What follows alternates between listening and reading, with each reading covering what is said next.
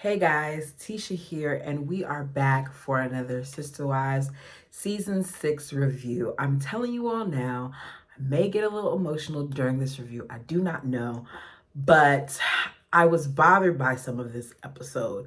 I kind of feel like TLC dropped the ball because I don't like the fact that they combined the deaths of two family members with talk about this entire commitment ceremony thing. I wish that they would have just made this episode about the loss of these family members because it feels a little distasteful to me. But I guess that this was their way of trying to connect how with the loss they're going to celebrate the lives that they have. It just didn't feel good to me. So we find out in the beginning of the episode that there are 45 days until the commitment ceremony and that the family still has a lot to do. At this point, they have invited over 70 families and they are behind schedule with planning. By behind schedule, I mean they don't have a lot of things done. Example, dresses, the foliage in the back. Like there's a lot of things that aren't done yet that they need to really start to get into gear. What isn't surprising to me is that they're behind because this is what they do. The Browns are very much so last minute people. Keep in mind that the family is broke or mortgage poor, as Cody tried to tell us, but they've managed to hire an event planner to help them celebrate, as well as a landscaper to do some things outside. So, how financially strapped are they? Cody wants a band or a string quartet, and he wants the string quartet to play during the entire ceremony this one particular song over and over again. Meanwhile, Janelle and Mary said that they want this thing to stay as far away from a wedding as possible. If you want it not to look like a wedding, maybe you shouldn't all dress up in what looks like as bridesmaid dresses and make such a big to-do about it, but that's just my thoughts. They tell us, we find out from Robin, that they want to read the mission statement out loud in front of everybody, sign it, and Mary adds, and plant a tree. Because we know that the family is all about optics. This is what they want done. We then see Mark from Living Waters, which is the landscaping company, and he comes over to map out what the greenery would look like in their backyard. He says that this is the first polygamous group that he's ever met. He does not agree with the lifestyle, but he says that he's not going to judge them, that that's for God. He does know that they believe in God and he believes in God, but he just doesn't know how that all translates when it comes to sin because he feels like polygamy is a sin. He says whatever it is, though, it seems that Cody is doing a good job with his wives. I wonder how he would feel about that now.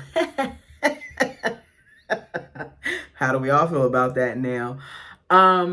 Cody says that the gentleman is a Christian and he feels like a lot of Christians feel that way about what's going to happen to him as far as sin goes. Me personally, that's not something that I'm worried about. I am a believer. I don't necessarily call myself a Christian, even though if you were going to put a label on me, I guess I'd be that. But as I've said before, I feel like no religion has it right. So I take from a little bit of everybody. As far as I'm concerned, what it's about is treating people well, being kind to one another, and loving each other. I don't care about anything else other than that. If you're kind to people, then we'll be okay. So we have the bird and the other wives saying that they are happy that despite their differences and beliefs, that this guy by the name of Mark is willing to work with them. And I feel like they should say that about all people. Janelle points out that as long as people are good and ethical, then you should want to work with them. And I agree with that statement. Cody says that this celebration is going to be an opportunity for him to say, damn it, I'm a polygamist. Come be my friend anyway. My hell. I quoted that. He wants friends. It's another day. We find out that the family is taking a trip to Wyoming to check on Cody's mom and Janelle's mom because Cody's brother passed from a motorcycle accident and Cody's father passed shortly after. Christine says that with all of the losses, seeing truly now home off some of her medication, doing well, not having to be in the hospital, tearing up her home, all of these things is such a blessing to her, and that she sees truly as a reminder of how precious life is and how they all shouldn't take anything for granted. We find out that 4 months ago, Cody's brother Curtis, who is the seventh child, who is about 10 years apart from Cody in age, he's 10 years younger, as well as monogamous father and husband, passed in a motorcycle accident. The fact that at this point it's been 4 months since his passing and they're just now mentioning this made me a little shaky about how I felt about it because I didn't understand why it was said before. And then I had to kind of check myself and say, okay, is it really our business? Like the inner workings of that? Is this something that his family was able to process? Maybe it wasn't mentioned because he's trying to respect his family, and also because grief is a process. So I was like, okay, Tisha, you got to check yourself. That's not something for you to be concerned about. So Curtis, who looks so much like Cody's mother, Janelle, lived life to the fullest. He passed at the age of 34. He was a go-getter. He was one of those people who didn't wait to do something. We then find out that when Cody's dad stood up, had a stroke, and passed from it, like it was sudden, but he was already apparently, Cody said it was kind of sudden, but listening to Janelle and Cheryl talk, it sounds like he was having a lot of ailments because towards the end of the episode, they said how they hadn't even been to church together in a while because they had to make sure that somebody was at home at all times with Cody's dad. So these are, things to consider. This trip is really to check in and just enjoy spending time with the family. We see them all gather in a circle of prayer before they go. Cody says that he understands the hereafter, but he's struggling with the fact that he'll never have a conversation again with his brother in this life. No matter what your beliefs are, death is not easy. I don't speak a lot of it on this channel, but I know myself and my family within the last 2 years, we've had a significant number of deaths, and I'm speaking tremendous losses that were, some we saw it coming, and others it was completely shocking. And one thing that I've come to the conclusion is that grief comes in waves. And the only thing that you can do sometimes is take it second by second, minute by minute, hour by hour, day by day. And in this instance, hearing Cody speak about his brother for the first time in a long time, I saw the humanity in him. And it made me feel bad. Ooh, I warned y'all, I was trying not to, but it made me feel bad because we can say what we want to say about Cody because Cody gets on my ever-loving nerves, but hearing him talk here and seeing his brother on the show, you can tell that they had a bond that Cody is in this moment missing. I think that this is probably the most vulnerable that we've seen Cody at this point in these episodes. I found myself looking at Cody differently because I was like, man, at the end of the day, even though he is all these things, he's grieving because he lost his brother and his father. And I can't imagine what it would feel like to be in that situation where it was back to back like that, months apart. That's rough. We know he was 34, his brother, with wife and kids. We hear again about Cody's mom and dad. and how they began as Mormons and then converted to plural marriage. Curtis decided to choose Christianity, unlike Cody and some of his other siblings. And as a result, Cody feels like this caused a rift between him and his father because Curtis was very close to his father. He was the one that most, I guess, was he was a lot like his father in many ways, as far as being a cowboy and the things that he would do and all that other stuff. So his father took it kind of hard, and Cody said he felt like it put a strain in between them. Hopefully they resolved all of that before he passed. Cody and the family arrive at the home, and Cody speaks about how his mother looks visibly tired. It's late at night, I'm assuming, because of how dark it is. Also, I'm not surprised by that. She was married to that man for over 50 years. You're not the same after things like that. Christine said that you have to take into consideration that your mom probably anticipated us coming, and she knows that with us being here, we're going to be talking a lot about when, and that has to be a lot for her, where she's thinking about, things that we possibly, may talk about. We hear about how over time his quality of life had changed. So Cody is saying that even though it's hard, it is kind of a blessing in it, because now he's not suffering the way he was, and he doesn't have to rely on people the way that he did towards the later part of his life, because that's not the type of man that his father was. His father was the type of man who wanted to go out there and do things.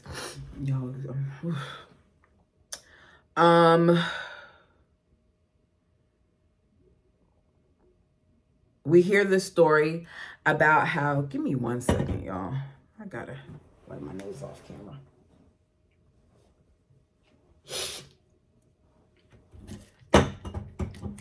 Sorry, a little bit of crying got me running. Who wants to see that on camera?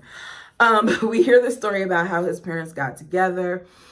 Wynn was older than her and graduated from high school, but there was a high school dance that he came to with a friend.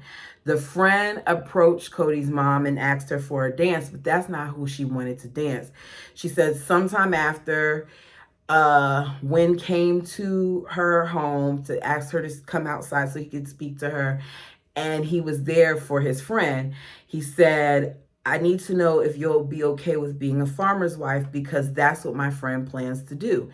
And she came out and was like, no, I'd rather be with you. So both of the Janelles were very forward with the way that they felt about the guys that they ended up marrying. And they laugh about it. And Janelle talks about how her mother-in-law is such an amazing woman, and that you can see how she's marked on each individual child, especially Curtis. And when she says especially Curtis, you see her get a little choked up, because I think in that moment in confession, she realized what she was saying, as well as that Curtis isn't here any longer. We then see Cheryl, who is married, who was married to Wynn for over 20 years. They're there to check on her, and we hear about Janelle and how she used to brag about, being cool with Cody and Mary, who are a part of a plural family, and how much she enjoyed the Western world, and how Cody suggested to go to his dad's ranch because she would get, to be able to help and do some of the things that you do on the farm. And her mom knew that they were polygamous and was concerned, so her mom came along because she didn't want her to be brainwashed, and she ended up falling in love with Wynn. According to, Cody asked Janelle's mom, Cheryl, how she was doing with the passing, and she said she would prefer not to talk about it. We see her get visibly emotional when they talk about it, like her eyes are watering and everything like that. It's something that is very much painful to her. Christine says you can see that she's having a rough time, because she normally doesn't express herself in that manner. Cody's mom mentioned to Cody that she feels that Janelle's mom, Cheryl, didn't have enough time with him, that she had 50 years where Cheryl only had 20, which is sad. We see the kids write letters to put on the gravesite in a pair of cowboy boots. The family stands around and speaks about him. Cody explains that his father was rough and tough, that what he said went. So if he said go, then you went. If he said stop, then you stopped. There was no in between. There was no talking back. You just listen. As a result, he didn't feel loved by his dad, which may be one of the reasons why he craves so much attention in life and also from his wives. And I also feel like this is a reason why he joined polygamy. I very much so feel that Cody felt like if he became a polygamist, then that would allow him to be connected to his father. Mary shares how both her father and Wynn were very close and how they liked each other a lot, that they gave each other a hard time, but at the end of the day, they became good friends. She says that when she thinks about Wynn and when she thought about him passing, she immediately felt comfort in the fact that now her father and Cody's father were together doing the same stuff that they did here on earth. Janelle said with her and Wynn, they used to go at it a lot. They would argue a lot, and they would always end an argument with her saying to him, go to hell, and him saying to her, I'll see you there. It's interesting that Janelle was there and they argued so much, but Janelle seemed to go to the farm a lot. So it seems like it was a kind of playful thing, but then Cody points out, like, you got a patriarch man and an independent woman. Of course that they're gonna butt heads. Cody then tells us that he likes sports and his dad was more about the ranch. He said that he used to always have to wake up and go work and go work and go work. And one of the things that he remembers is that he was always cold and he always complained about being cold. And one Christmas, I think he said it was, there was the shop that sold Leatherman jackets. So he was really excited because he's like, okay, I'm going to get a Leatherman jacket. He said he opened the box and instead he saw that there were coveralls and it made him really bitter.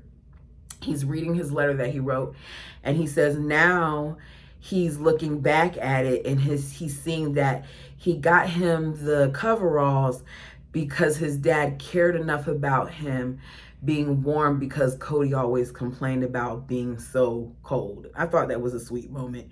He said one of the things that he loves was he got to see the tenderness in his father through his mom, through the way that he acted with his wives. And it's unfortunate that Cody didn't pick up that habit from his father because he's not tender with them. It's a new day. Cody and the wives and Leon head to Mary's job where they go see her former employers. Cody said for years he kept telling Mary that she should tell them that they're polygamous, but Mary had no desire to. Mary says she is anxious and uncomfortable with telling them. At this point, who even cares? They go to the shop, they hug, they come out, they see all these women standing there with Cody, and her employer then looks at her and says, we always wondered when you were going to tell us, which means at some point they found out. The lady owner said, we found out from a customer because they told us. She said at the time I didn't believe it because I was like, okay, Cody's just being Cody. But then, we would see that there were kids around and we see you hanging out with Christine, who you said was your friend, and all those other things, but we just didn't think anything of it. Once we knew, we knew. So Christine said one of the things that this reminds her of is how they used to have to hide things. And now one of the things that she loves about them being public now is that she no longer has to hide. She used to fill out forms and things and say that she was single, and now she says that she was married. I can't begin to imagine what that would feel like to know that I'm married but not be able to hit it because something could happen to my kids. We then see Mary take the families on a house tour to some of the places where they lived. We see handprints that they made in the cement near a home, and we talk about how brave it was for them to do it because they had all the kids' names and their handprints and the adults' names. And Christine says, like, this was their first time showing that they were polygamous. Even though it was in the back of the house, this was their first step. We then see the whole family, including Cody's mom, go to another part of the ranch where Cody wants to remember Curtis. We hear about his cowboy lifestyle, how much Wynn loved him. We see the kids tie bandanas around the fences to remember him. We also find out this is where Curtis met his wife, Erica. Cody talks about how weeks before his brother passed that he really had the urge to see him, but he didn't get a chance.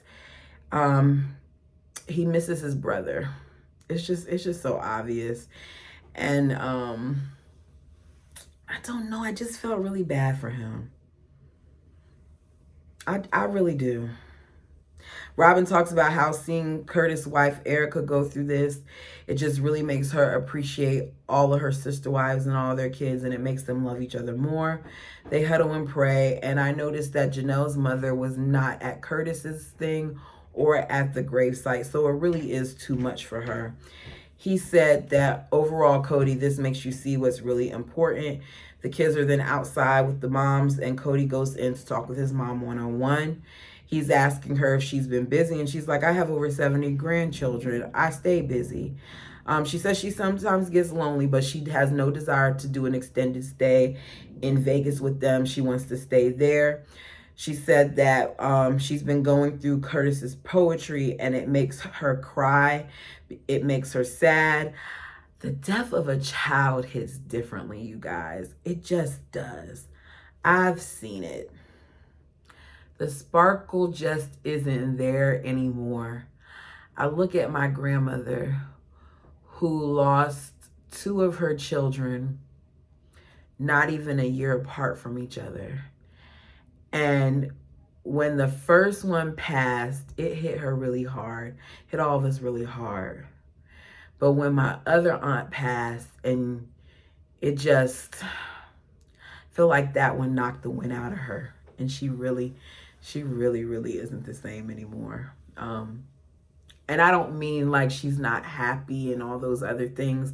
I just notice how a lot of times you can just see that she's just going through the motions and that she isn't the same person.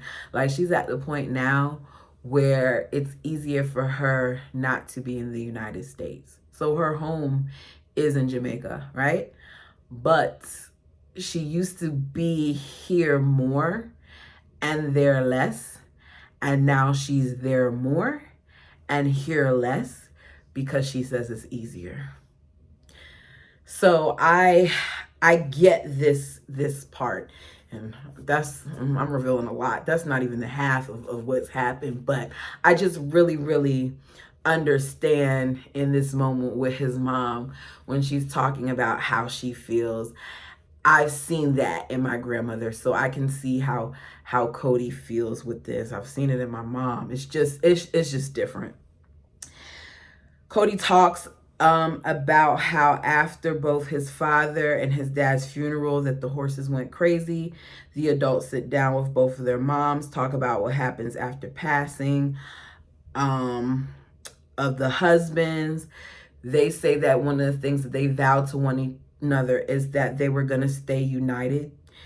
They went to church the day after he passed, and that was their first time going in a long time. They've gone to the movies maybe a week after that. They want to continue doing things together, like having dates and making time for each other, because they are family. Cody says with all the death, it really truly makes him see that he needs to make sure that as a family that they stay connected, which is part of the reason why they want to do this ceremony. Cody's goal is to make their family commitment salvation memorable for him and for the family. I don't really feel like he accomplished his goal. I don't see how you can do all of this when you weren't working out the kinks, which is part of the reason why I didn't like that they tried to tie these two things together, because I really want to go in, but it's kind of hard for me to go in because I don't want this whole situation with this commitment ceremony to overshadow the fact that there are now two lives that are no longer here, two people who seem to have a tremendous impact in their family that no longer are there, and how the loss of them has changed the dynamic for those around them. So even though it's been several years at this point, I'm sending good vibes out there for anyone, for all of us that have lost loved ones over the last few years. As I said before, grief comes in waves, and all we can do is to just, push through. And by pushing through, that doesn't mean to like push your feelings down. That means when you have those low moments, it's okay for you to have them momentarily. Just make sure that you don't sit in it too long. Okay? At least that's what works for me. You guys, let me know in the comments what your thoughts are. Like the video if you have not already. Subscribe if possible. And until next time.